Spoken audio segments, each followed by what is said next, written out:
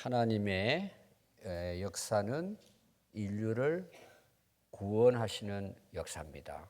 우리 한 영혼을 사랑하셔서 또 오늘 저와 여러분들도 하나님께서 구원해 주셨습니다. 근데 하나님의 구원의 역사를 보면 구약에는 이스라엘 백성들을 택하셔가지고 이스라엘 백성들을 중심으로 해서 인류를 구원해 오셨습니다.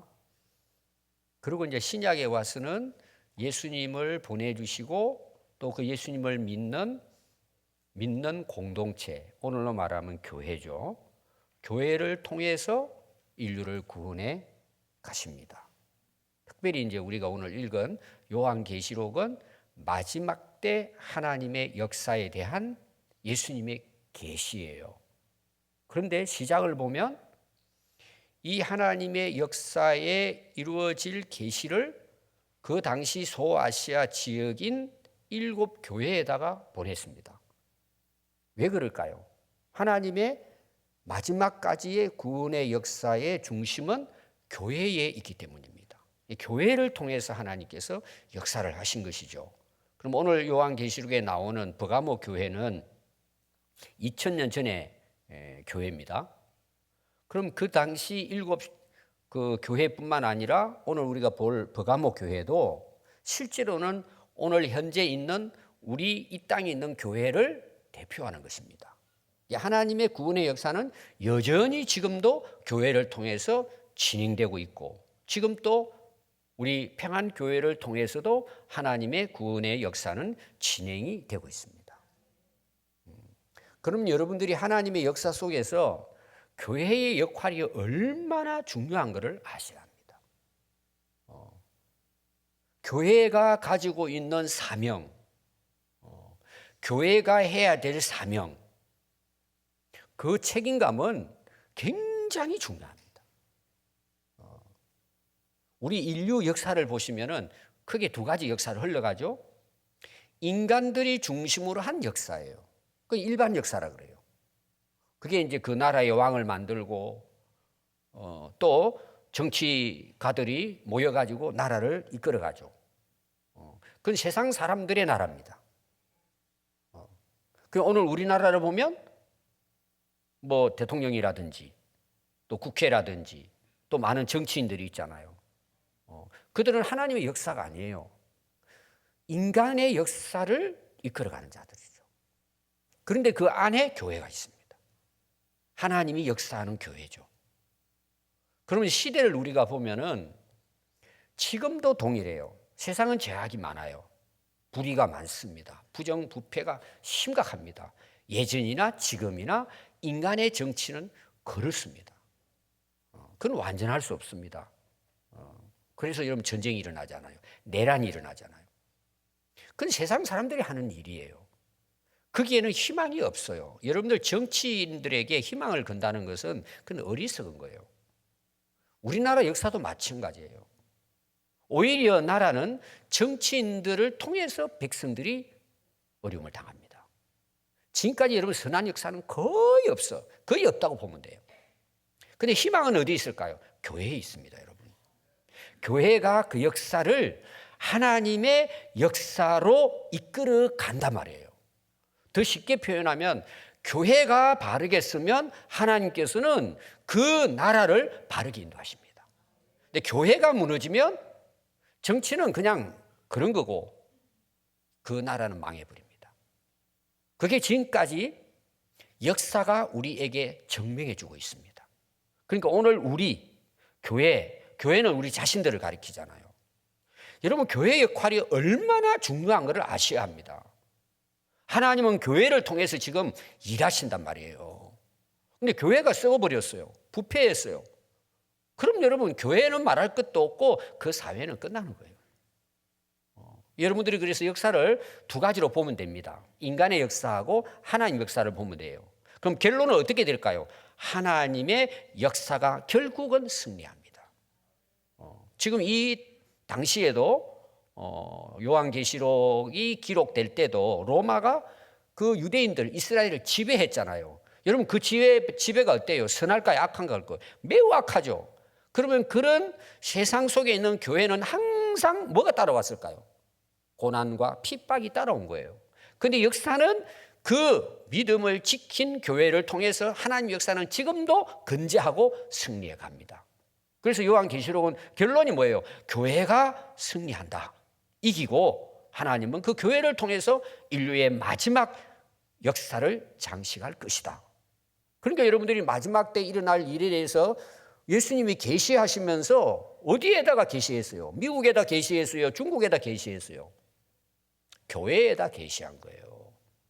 왜? 교회를 통해서 역사는 이루어지기 때문이에요. 하나님의 역사는 그렇단 말이에요. 그래서 여러분들이 오늘날 뭐 정치하는 건, 여러분 정치는 다 그런 거예요. 문제는 뭐예요? 우리예요, 우리. 하나님을 믿고 역사의 주인을 하나님을 믿는 교회가 문제란 말이에요.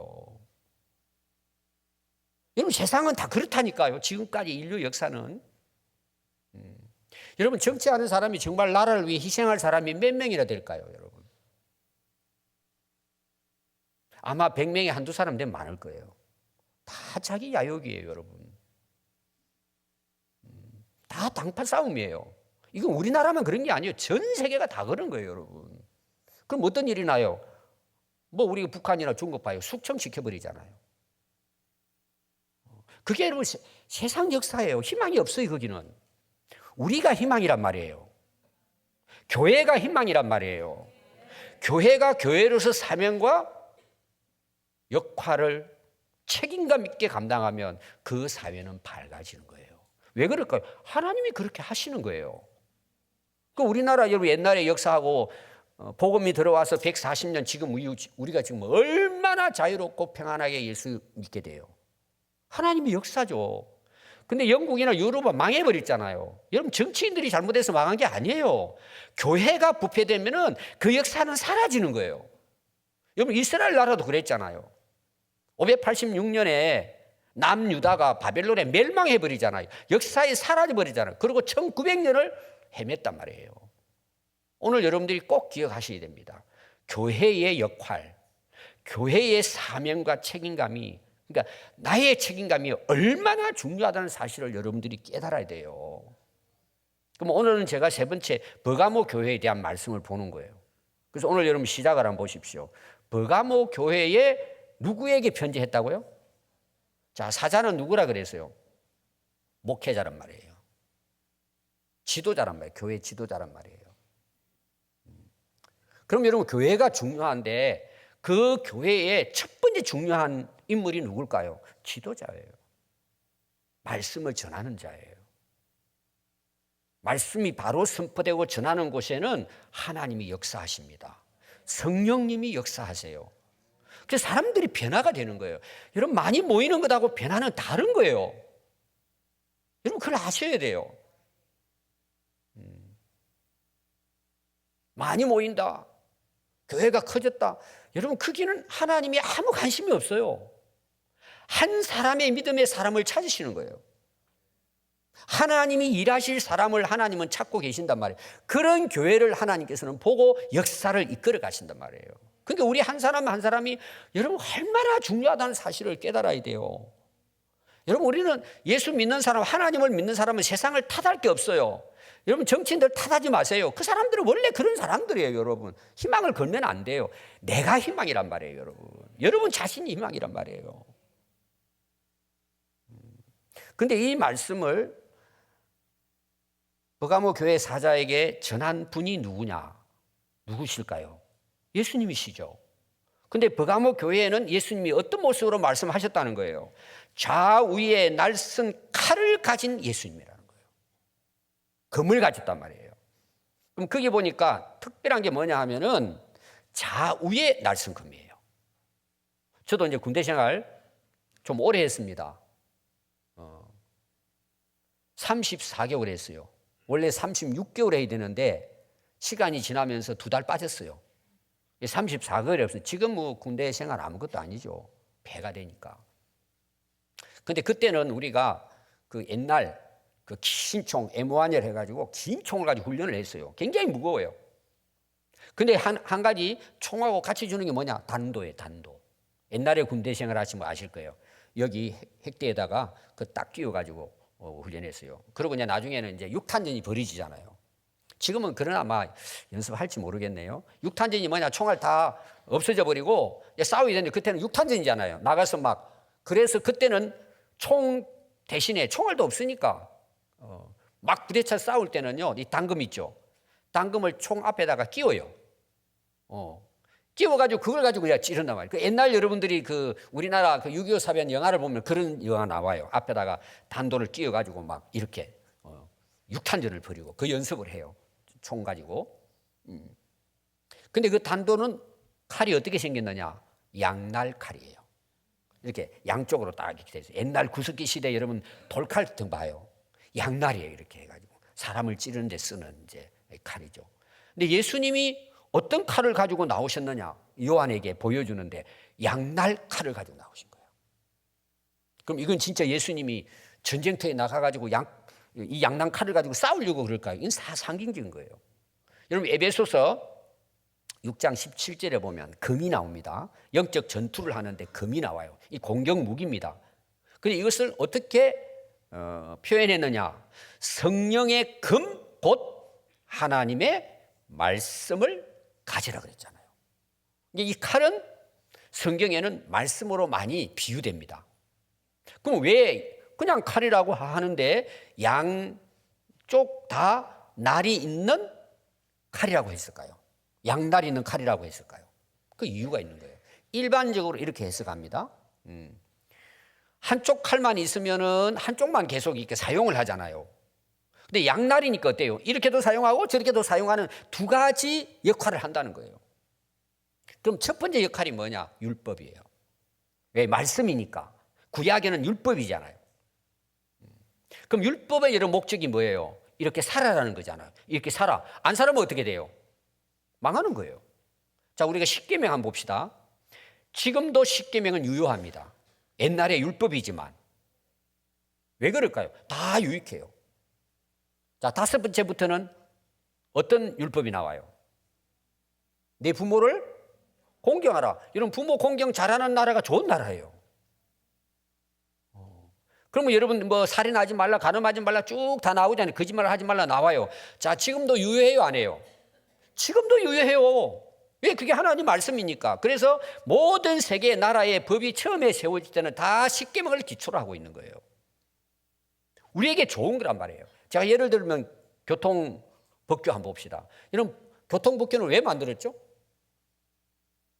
어떤 분들은 가태료 받기 위해서 만들었다. 뭐 이런 사람도 이제 교통법규 아주 못 지키는 사람이 하는 말이에요. 급한데 빨간불이잖아요.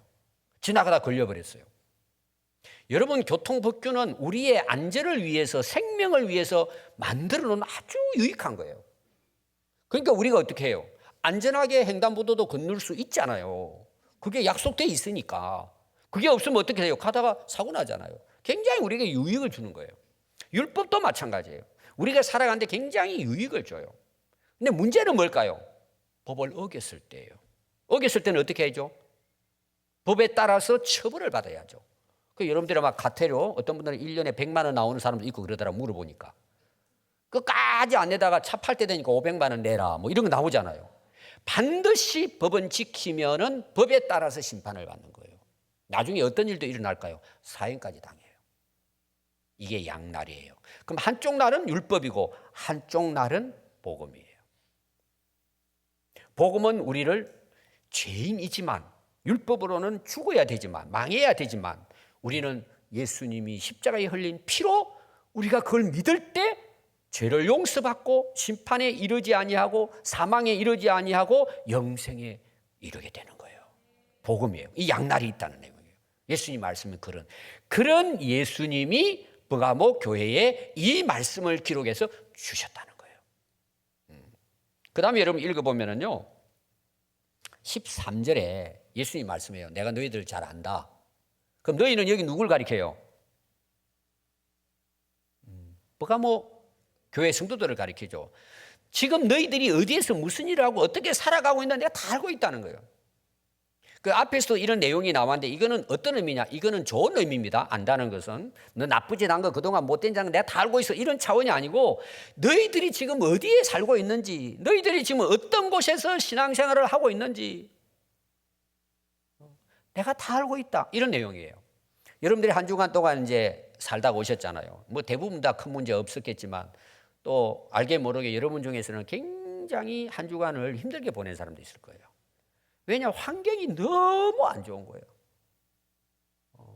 집안도 희망이 없고 직장을 나가도 일할 맛이 안 나고 막 세상을 보니까 이게 나라가 암울하고 소화도 안 되고 막 이렇잖아요. 진짜 여러분 사경을 헤매다 오신 분도 있을 거예요. 야 진짜 인생 이렇게 살아야 되나 막 허탈감에 살다 오신 분도 있을 거예요. 내 환경이 너무 안 좋은 거예요. 힘들죠, 여러분. 근데 오늘 여러분들이 예배당에 오셨는데 기도를 하려고 그러는데 주님이 야, 내 너 안다. 너 그렇게 힘들게 살지. 여러분 그렇게 하면 위로가 돼요, 안 돼요? 여러분들 뭐 어려움이 없으니까 뭐 위로하고 상관없지. 이 버가모 교회 예수님 그런 말씀이에요. 너희들이 지금 너무 힘든 가운데 믿음을 지키고 있다. 그게 이제 뒤에 나오는 내용이에요. 어디에 있었다고 예수님이 알고 계시냐 이렇게 나와요. 거기는 그들이 살고 있는 환경, 그 당시 소아시아 지역이에요. 그 당시는 로마가 지배를 했거든요. 사탄의 권자가 있는 데라는 거예요. 사탄이 우글우글 거리는데 버가모 교회 너희들이 그 안에서 지금 신앙생활을 하고 있다는 거예요.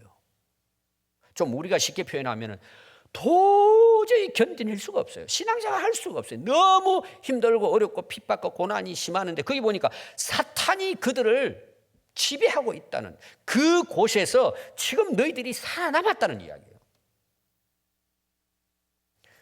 여러분 자주 제가 이야기하지만 이 당시 핍박과 고난하고 지금 우리 어려운 거하고는 비교하면 안 됩니다. 그거는 모욕하는 거예요. 버가모 교회를. 그런 우리가 지금 당하고 있는 이 고통과 고난의 수준이 아니란 말이에요. 여러분 우리나라가 얼마나 좋은 나라인 줄 아세요? 물론 제가 대한민국 사람이니까 뭐 그렇게 생각했지만 저는 많은 나라를 다녀봤잖아요. 특히 어려운 나라들을. 또 미국이라든 중국은 뭐 제가 한 5, 60번 다녔을 거예요. 갈 때마다 제가 느끼는 거예요. 우리나라만큼 좋은 나라가 없다. 중국 같은 경우는요, 제가 다 여러분들에게 뭐 전달할 수는 없지만 하루 딱 넘기면은요, 돌아오고 싶어요. 그럼 미국은 어떨까요? 제가 미국은 뭐 몇 달 살다고 그랬잖아요. 이런 미국이 좋죠. 좋은 게 굉장히 많습니다. 우리나라보다 아주 좋은 게. 그러나 저는 미국 살기 싫어요. 우리나라가 너무 좋아요. 그 미국 사람들이 우리나라 오면요, 놀라는 게 수도 없이 많다 그래요. 뭐 한 예를 들면, 애들이 이제 그 한국을 오잖아요. 그럼 우리는 이제 예를 들어서 뭐, 인천공항에 내려가지고 저 아래 남해안 쪽으로 이제 고향을 찾아간다, 부모들이. 근데 가다가 한두 시간 되면 이제 아이들도 그 시도 해야 되잖아요. 그럼 어디 내려야 돼요? 애들이 휴게소 내리면 할렐루야야. 뭐만지 모르죠, 여러분들은. 제가 미국에요, 수도 없이 많은 휴게소를 타고 가다 거기는 뭐 10시간 막까지 타고 가고 그래요, 고속도로가 막. 중간에 이제 힘드니까 밥도 먹고 휴게소 딱 들어가잖아요. 놀래요, 여러분. 상당히 기대를 하고 가요. 휴게실은요, 커피, 햄버거 한두 개 있고 화장실 외에는 아무것도 없어요. 여러분 가보십시오. 실망합니다. 그런 사람들이 평생 거기 살다 한국에 딱 휴게실을 들어오잖아요. 할렐루야야 막. 좋아가지고 어떻게 이런 이게 완전히 관광지예요. 먹을 거 다 있고. 여러분 그렇게 우리나라가 좋은 나라예요. 또 하나는 여러분 실제로 이거는 많이 나온 이야기예요. 미국에는 여러분 길거리를 걸어 다닐 수가 없어요. 물론 길기도 하지만 집도 뭐 거기는 1km에 그 이제 그 보통 잘 사는 집들은 뭐 500m, 1km에 집 하나씩 있어요. 다 공원처럼 만들어 놨죠. 그 길을 여러분 고속도로를 가는데 사람들이 걸어가는 사람 거의 찾을 수가 없어요. 근데 우리나라는 여자분들도 혼자 심리도 걸어가도 괜찮아요. 너무 놀란다는 거예요. 어떻게 걸어가냐는 거예요. 밤에 특히 그것도. 그만큼 우리나라가 안전합니다, 여러분. 얼마나 여러분 잘 사는 나라인지 몰라, 우리나라가. 여러분들이 몰라서 그래요. 너무 좋은 나라예요. 근데 이걸 제가 이야기 드리려고 하는 게 아니라 내 마음대로 자유롭게 신앙생활을 할 수가 있어요. 우리가 그런 나라에 지금 살고 있어요. 하나님의 은혜예요, 여러분. 우리가 고난이 있습니까? 이런 고난이 있습니까? 예수 믿는 것 때문에, 전도하는 것 때문에 때리고 고문하고 감옥에 보내고 죽이는 때가 있습니까? 오히려 우리가 큰 소리 칠 수 있어요. 여러분들이 초대 교회와 지금 우리의 관계에 뭐 핍박과 고난을 여러분 비교하면은 그거는 모욕 주는 행위입니다. 우리는 고난이 없습니다. 여러분 마음 먹으면은 새벽기도 나올 수 있고 예배 안 빠지고 나올 수 있습니다. 근데 왜 안 되죠? 놀러 돌아다닌다고. 내가 바쁘다고. 잘 생각해 보십시오, 여러분. 그러나 그 당시 버가모 교회를 여러분들이 생각하시면서 오늘 우리 모습들을 봐야 돼요. 근데 주님은 너희들은 지금 사탄의 소울 속에서 살고 있다. 내가 안다는 말씀이에요. 그럼 지금 우리는 어떨까요? 여러분, 제가 쉽게 표현할게요. 우리는 사탄의 소굴에 있는 것이 아니고, 이거 대부분의 이야기예요. 그렇지 않은 사람도 있겠지만, 이 사탄의 소굴, 사탄의 지배 왕자 아래 있는 우리가 아니고, 우리는 이미 거기에 소속된 자들이에요. 꽤 많을걸요, 여러분. 지배를 받는 게 아니라 소속된 사람들이 너무 많아요, 여러분. 본인이 모르는 거예요. 평안하니까. 핍박이 없으니까. 근데 모르는 거죠, 그걸. 여러분, 개구리 삶을 때 온도를 천천히 올리면 뜨끈뜨끈하고, 야, 여기가 온탕이네. 이따가는 사우나네. 열탕이네. 그러다가 삼기잖아요. 여러분, 평안한 게 아닙니다. 위험한 겁니다, 여러분. 주님이 우리를 아신다면 어떨까요? 야, 너희들 사탄의 소굴 안에서 고생하는구나 이러실 것 같아요. 너희들 벌써 건너갔네? 그렇게 말씀하실 것 같아요, 여러분. 오늘 잘 들어보십시오, 여러분. 그런데 한번 봐요. 사탄의 권자가 있는 데인데 너희 가운데 곧 사탄이 사는 그 곳에서 죽임을 당할 때에도 내 이름을 굳게 잡아서 내 충성된 안디바가 있다. 이렇게 말하는 거예요. 그 당시 많은 성도들이 고난을 당했지만 안디바는 그 소굴 속에서 죽임을 이제 숨겨줘. 끝까지 예수님을 붙들고 믿음으로 살아보려고 예수님의 이름을 붙들고 살은 결과로 그는 그 고난 가운데 끝까지 믿음을 저버리지 않고 결국은 순교한 인물이 누구냐? 안디바입니다. 안디바. 한번 따라해보세요. 안디바. 우리가 뭐 베드로라든지 요한이라든지 바울 다른 이제 이름들은 많이 알잖아요. 근데 안디바는 되게 잘 모릅니다. 뭐 성경을 읽어도 안디바 잘 모릅니다. 오늘 우리 여기 혹시 안씨 계십니까? 2000년에 믿음의 조상 안디바가 있었다. 여러분 자녀들에게 이번 명절날 만나면 그 우리 조상 중에 이런 안디바 이 말씀 오늘 보고 여러분들이 그 어떤 자부심을 가지고 우리도 이 할아버지 본받고 살자. 혹시 또 안씨가 아니라면은 뭐 그 사람이 우리 똑같은 그거잖아요. 제가 성씨라 그랬잖아요. 우리의 믿음의 조상은 안디바다, 안디바. 우리 이분을 닮자. 우리 믿음의 할아버지로 모시자. 그리고 끝까지 여러분 힘들고 어려워도 믿음을 지키는 믿음의 가문으로 세우시기 바랍니다. 그게 한번 보십시오, 여러분. 예수 이름을 굳게 잡았대요. 여러분, 이 굳게 잡았다는 건 이 대단한 겁니다. 그러니까 예수님 안에 있는 거예요, 내가. 완전히 예수님 안에 속한 거예요, 소속이. 예수님께 딱 붙어 있는 거예요. 가지가 나무에 붙어 있는 것처럼 예수님에 딱 붙어 있다는 거예요. 이 말이 다른 말로 말하면 안디바뿐만 아니라 그 당시 대부분 버가모 교회 성도들이 믿음을 지킨 사람들은 무슨 일을 하든지 그 동기와 목적이 예수님 이름을 위한 거라는 거예요. 예수 이름을 위한 거라는 거예요. 그러면 그리스도인이라는 이름이 뭘까요? 예수님을 믿고 예수님을 내 안에 주인으로 모시고 그분의 이름을 전하고 그분의 이름을 드러내고 그분을 증거하는 삶을 사는 사람이 그리스도인이에요.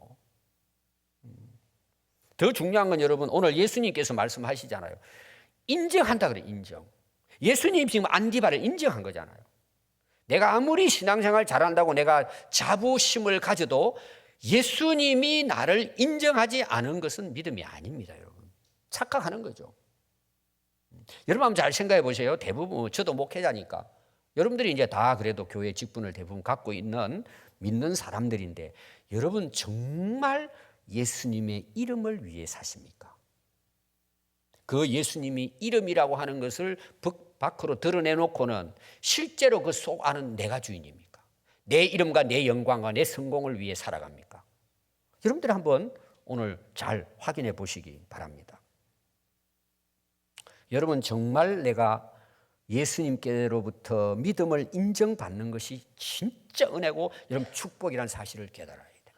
이 얼마나 놀라운 은혜인지 몰라요. 대단한 거잖아요. 예수님이 나를 인정해 줬다 그러잖아요. 얼마나 감사한 일이에요. 그래서 마태복음 7장 17절부터 이런 말씀을 보시면은 좋은 나무마다 아름다운 열매를 맺고 그랬어요. 좋은 나무가 좋은 열매를 맺죠. 그들의 열매로 그들을 알아요. 열매가 뭐예요? 자기예요. 주여 주여 하는 자마다 다 천국에 들어갈 것이 아니요 다만 하늘에 계신 내 아버지 뜻대로 행하는 자래요. 자, 여기 보면 주여 주여 그래요. 주님의 이름을 부르잖아요. 근데 예수님 말씀이 그날에 내가 많은 사람들 이르되 주여 주여 주의 이름으로 선지자 노릇하는 하며 주의 이름으로 귀신을 쫓아내며 주의 이름으로 많은 권능을 행하지 않았습니까? 다 주의 이름으로 한 거예요. 목회자도 마찬가지예요. 주의 이름으로, 선교사도 우리가 모든 사람이 주님의 이름을 위해 합니다. 근데 예수님이 오셔서 딱 그거를 밝혀보니까 뭐라는 거예요? 예수님 이름이에요? 자기 이름이에요? 예수님이 이렇게 말씀하시잖아요. 그때 내가 그들에게 밝히 말하되 내가 너희들을 모르겠다는 거예요. 예수님이 인정하지 않는다면 여러분 그거는 아무 의미가 없는 거잖아요. 입으로는 우리가 주여 주여 하지만 진짜 내 삶의 동기와 목적이 예수님 이름을 위한 것인가? 우리가 돌아봐야 될 부분입니다. 그래서 그 안디바는 충성된 증인으로서, 충성되다는 말은 뭐냐? 목숨을 걸고 예수님의 이름을 드러냈다는 내용이에요. 그게 충성이에요. 이 증인이라는 말은 뭐냐? 마르티스입니다. 마르티스. 그건 순교자라는 뜻이에요. 왜 순교를 당했을까요? 예수 이름 때문이에요. 끝까지. 우리의 황제와 주인은 왕은 로마 황제가 아닙니다. 예수님이 우리의 황제입니다. 우리의 왕입니다. 그걸 증거했단 말이에요. 증인. 그걸 외쳤단 말이에요. 그러니까 죽인 거예요. 안디바를. 그게 바로 순교예요. 여러분 순교라는 것은 꼭 우리가 목숨을 잃은 것만 이야기하지 않습니다. 예수님의 이름으로 사는 것이 순교입니다. 내 이름을 내려놓고 예수님을 높이는 거잖아요. 그래서 거기 또 하나 안디바에 대해서 강조하는 부분은 나를 믿는 믿음을 저버리지 않았다는 거죠. 그 힘들고 어려운 가운데 아마 여러분들 아까 제가 서론 부분에 이야기했지만 이 세상 살아가고 있는 우리 가운데 참 여러분들 믿음을 지킨다는 거, 믿음을 저버리지 않고 그 힘들고 어려운 가운데에서도 예수님을 부인하지 않고 당당하게 서서 예수의 이름을 증거하고 예수 이름을 위해 살아간다는 거, 여러분 그거 쉽지 않아요. 여러분 진짜 믿음은 언제 나타나느냐? 죽음 앞에서요. 고난 앞에서요. 위기 앞에서요. 그래도 나는 예수님을 믿습니다. 저는 예수님을 따릅니다. 예수님은 우리의 왕이시고 주인이시고 우리의 구주이십니다. 여러분들이 특별히 여러분 순교 뭐 이렇게 생각하지 말고 여러분들이 이제 살아가는 가정 뭐 이웃 직장 있잖아요. 여러분 거기에서 여러분들이 어떤 일이 생기면 또 그 안에 믿는 사람들이 있잖아요. 우리는 예수 이름을 위해 사는 거다. 내가 아무리 힘들고 어려워도 내가 예수님에 대해서 당당하게 증거하고 살아가는 거죠. 여러분 그게 순교예요. 그런 교회가 이 버가모 교회라는 거예요. 그 중에도 안디바라는 것입니다. 여러분 사도행전 4장에 보면은 베드로 이야기가 나옵니다. 성령 충만해서 이제 복음을 전합니다. 쭉 전하는데 결국은 붙들려서 감옥에 갑니다. 그러면서 그 바리새인들 그 이제 관리들이 너 앞으로 예수 이름을 말하기만 하면은 감옥에 넣고 죽인다고 이야기했어요. 이 베드로가 여기 대해서 전에 같으면 도망을 갔겠죠. 안 죽으려고. 근데 이렇게 이야기를 합니다. 사도행전 4장 19절에 보면 베드로와 요한이 대답하여 이르되 하나님 앞에서 너희의 말을 듣는 것이 하나님의 말씀을 듣는 것보다 옳은가 판단해 봐라는 거예요. 너희들이 하나님 믿는 유대인이라면 지금 내가 말하는 것은 하나님 말씀이다. 그럼 내가 하나님 말씀을 듣고 하나님 말씀을 전하는 것하고 너희들이 나를 죽이겠다고 이렇게 계속해서 공격해 오는데 너희들이 그 말을 내가 들어야 되냐? 나는 보고 들은 것을 전하지 않을 수 없다. 그리고 결국은 하나님께 영광을 돌렸다. 이런 말씀이 나옵니다.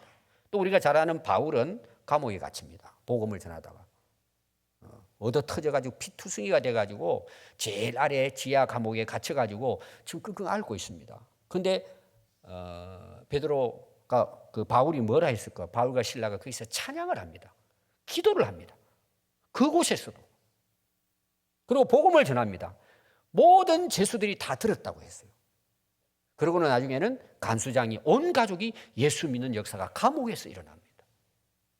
바울은 사도행전 26장부터 해가 보면은 재판 받을 때도 그런 재판을 받으면 살려달라고 해야 나올 텐데 예수님이 부활하신 분인 걸 증거합니다. 내가 어떻게 본 예수님을 전하지 않을 수 없냐. 결국은 로마까지 끌려가서 거기서 복음 전하다가 순교하게 됩니다. 하나님은 지금도 믿음의 한 사람을 찾고 계십니다. 여러분 힘들죠? 아까 제가 초대교회하고 지금 우리나라 비교할 수는 없지만 그래도 여러분 나름대로 어려움이 있을 거예요. 힘든 부분도 있고. 그러나 하나님은 그런 중에도 믿음을 저버리지 않는 한 사람의 믿음의 사람을 찾고 계십니다. 하나님은 그 믿음의 사람을 통해서 하나님 역사를 이루어 가십니다. 아까 제가 교회가 희망이라는 말은 교회 안에서만 이야기하는 게 아니에요. 우리가 다 그 교회 안에 있는 성도들이잖아요. 여러분 한 분 한 분이 희망이라는 내용이에요. 아멘. 그럼 여러분들이 세상에 나가서 어떻게 해야 될까요? 그 예수 이름으로 사는 거예요. 그럼 나라가 바뀐다는 내용이에요. 아무리 힘든 세상 속에 살고 있지만 저와 여러분들이 오늘 이 책임감을 가지고 이 사명감을 가지고 여러분 직장에서라든지 여러분 사업장에라든지 여러분들이 어느 곳에 있든지 나는 예수 이름으로 여러분들이 당당하게 믿음을 지키고 살아가면 하나님은 여러분들의 믿음의 사람 그 한 사람을 통해서 변화시키는 역사를 하나님은 이끌어 가신다는 내용이에요. 우리가 그 사명을 가지고 세상에 나가야 된다는 말이에요. 교회 안에서를 이야기하는 게 아니란 말이에요.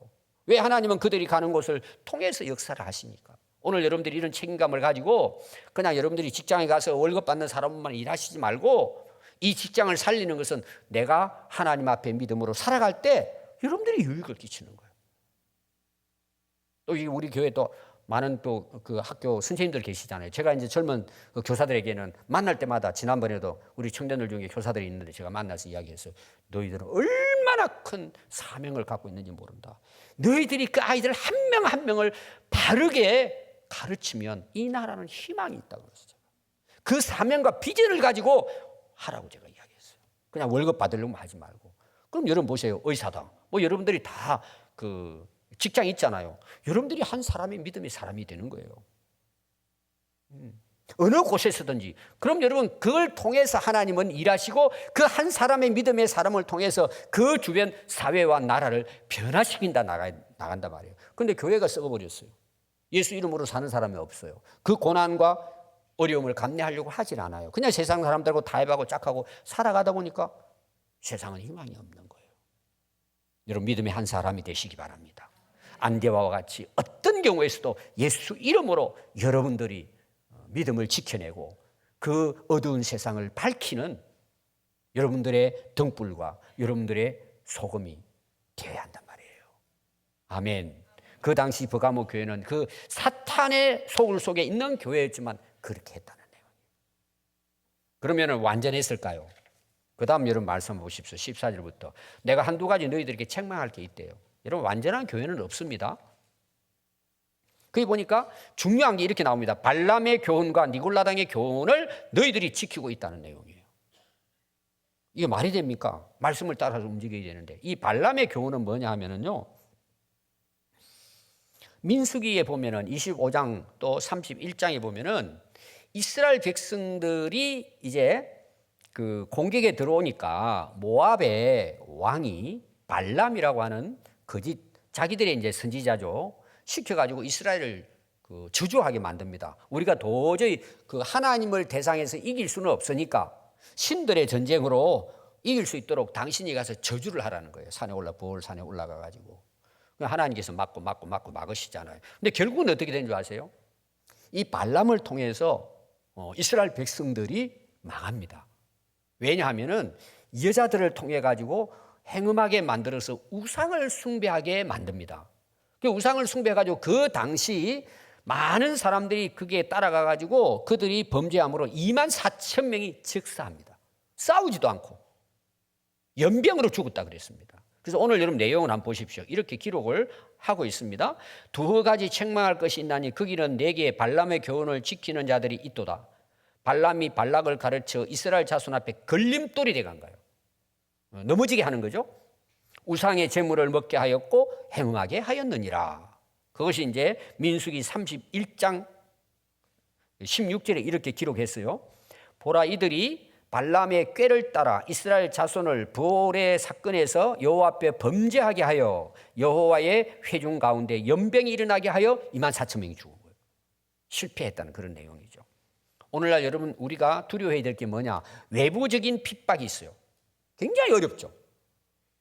그보다 더 무서운 게 뭔지 아세요? 내부적인 적이에요. 신자들이 이단에 이상한 교훈을 받아가 교리를 받아가지고는 교회 안에서부터 무너지기 시작하는 거예요. 오늘 쉽게 표현하면 이단들이 들어온 거예요. 근데 그걸 따르는 거예요, 사람들이. 여러분 신천지 보세요. 거의 대부분은 기존 신자들을 데려갑니다. 속은 거죠. 근데 지금 버가모 교회 안에 이게 움틀기기 시작한 거예요. 거짓된 세상의 사상, 가치관, 철학 이런 것들이 들어와 가지고는 교회를 무너뜨리고 있다는 거예요. 그래서 발람의 교훈이라는 것은 우상숭배를 가리켜요. 우상숭배. 니골라당의 교훈은 이건 이제 영지주의라고도 그때 당시 이제 이단으로 유명했는데 사람이 영적으로 하나님 앞에 오르면은 육체는 마음대로 살아도 된다 이런 내용이에요. 또 더 쉽게 표현하면 예수 믿고 구원받았으니까 못된 죄도 용서 다 받아. 이런 잘못된 가르침이 지금도 들어오고 있단 말이에요. 교회 안에. 행위로 구원받는 거 아니니까 아무렇게 살아도 돼. 제가 이 이야기도 오래전에는 여러분 말씀을 드렸기 때문에 교회 안에 부패되면은 그거는 무너집니다. 여러분 우리가 나라가 무너지는 것도 외부적인 전쟁에서 무너질 수도 있어요. 근데 대부분이 내란입니다. 거의 대부분. 그 안에서 무너지면은 자동으로 망하는 거죠. 그래서 우리 교회가 정말 조심해야 될 것은 거짓 교사들, 이단들, 세상의 세속주의. 근데 지금 이미 영국은 유럽 망하고 미국도 지금 망하고 있어요. 한 예가 되면 이제 동성애예요, 동성애. 미국의 감리교회는요, 게이가 들어와가지고 목사가 됐어요. 여러분 유튜브가 다 나옵니다. 게이가 설교하는 거 한번 보십시오. 여러분 찾아서 보면 나옵니다. 얼굴에다가요, 무지개를 그렸습니다. 얼굴에다가. 목사가 지금 주일날 설교하러 나왔는데 옷을 갖다 무지개 옷을 입고 나왔습니다. 우리로 말하면 볼에다가 연지를 찍었어요. 입에다가 매니큐어 칠했어요. 그리고 설교하고 있어요. 한국의 한인교회가 거기 속해 있는 교회들이 그 교회 모든 재산을 버리고 다 나왔습니다. 지금 그것이 우리 한국에도 지금 오고 있습니다. 여러분들이 상식 이상입니다. 우리가 상상할 수 없습니다. 그들의 세계는. 그게 교회로 몰려온단 말이에요, 지금. 여러분 이걸 조심해야 한다는 거죠. 우리 안에. 그 다음에 결론이 뭐냐? 그럼 어떻게 해야 되느냐? 회개하라는 거예요. 첫 번째가 회개입니다, 여러분. 돌아와라. 두 번째가 뭘까요? 성령이 교회에 하시는 말씀을 들으라. 제가 늘 강조하는 거죠. 말씀이 들려야 합니다. 하나님의 말씀이 들려야 살아납니다. 그 다음에 이긴 자에게 주시는 하나님의 상급, 복이 있습니다. 첫 번째가 만납니다. 두 번째가 흰 돌입니다. 이건 다 뭘 의미하느냐 하면은 만나는 구약 시대 때에 이스라엘 백성들이 40년 광야 생활을 할 때 하늘에서 내려준 음식입니다. 40년 동안 그들이 먹었어요. 근데 지금 못 먹잖아요. 하늘에서 안 내려오잖아요. 그 만나는 신약에 와가지고 예수님이 생명의 떡, 영생의 떡이고 나를 먹는 자는 영생을 얻을 것이다. 예수님을 상징한 거예요. 끝까지 이 믿음을 지키고 예수 이름으로 살아간 자에게 주시는 여러분 가장 큰 선물과 은혜와 복이 뭘 같아요? 영생입니다. 하늘나라입니다. 두 번째, 여러분, 흰 돌이 뭐겠어요? 흰 돌. 이 흰이라는 게 중요합니다. 순결, 깨끗하고 빛나고 이런 내용이에요. 그럼 흰 돌에다가 이름을 쓴대요. 우리 이름을 쓰는 거예요. 흰 돌에다가. 그 마지막 때 하나님 앞에 섰을 때 하나님께서 하나의 인정하는 징표예요. 야, 너는 흰 돌이다. 너는 거룩하고 순결하다. 그럼 우리가 거룩하고 순결해서 그럴까요? 예수 이름을 믿고 내가 예수님 안에서 사함을 받고 그 믿음을 끝까지 지킨 자에게 주시는 선물이에요. 흰 돌. 그건 증거가 되는 거예요. 예를 들면 옛날에는 뭐 올림픽 이런데 달리기가 1등하고 그러면은 뭐 월계관도 주고 했지만 돌을 줘서 흰 돌을 이름을 새겨가지고. 또 어떤 경우에는 내가 억울하게 재판을 받아가지고 죄인이 돼가지고 이제 사형당할 위기까지 간 거예요. 근데 나중에 보니까 이 사람이 잘못한 게 아니라 저 사람이 잘못한 거야. 그러면 재판관이 흰돌에 해가 이름을 딱 새겨 딱 주는 거예요. 그럼 사람들은 그 사람이 다 나쁜 사람이라고, 여러분 그런 사람 있죠. 막 거짓 증언을 해가지고 사람 막 매장하고 이런 경우가 있잖아요. 그러면 이제 사람들이 알면서 동네 들어가니까 저 미친놈 나쁜 놈 왔다 그러면 흰돌을 딱 보여주는 거예요. 그럼 뭘 인정받아? 아, 저 사람 죄가 없는 사람이었구나. 인정을 받는 거예요. 거기 자기 이름 딱 쓰는. 그럼 동네 사람들이 그동안 너 고생 많아서 얼마나 억울해서 힘들어서. 그게 어디에서 일어날까요? 하늘나라에서. 내가 죄인이운 개수지만 우리는 하나님 앞에 재판관 앞에 딱 서면은 뭐예요? 흰돌을 쫙 통과해요. 제가 예를 드는 거예요. 쉽게 여러분들. 그래서 오늘 여러분 결론이 뭐냐? 회개해야 합니다, 여러분. 돌아서야 합니다. 그리고 뭐예요? 말씀을 들어야 합니다. 이제 말씀 들으라는 것은 귀로 들으라는 게 아니에요. 그렇게 살아라는 거예요. 여러분 말씀대로 사는 게 최고의 복이에요. 여러분 살아보세요. 놀라운 일들이 일어나요. 아멘. 그에게 징표로 상금으로 징표로 준 것이 만나와 흰돌이에요. 여러분 이 만나를 먹고 영생을 얻고 흰돌을 통해 주님 앞에 의로운 자로 순결한 신부로 당당하게 여러분 설 수 있는 그런 은혜가 있기를 바랍니다. 기도하겠습니다.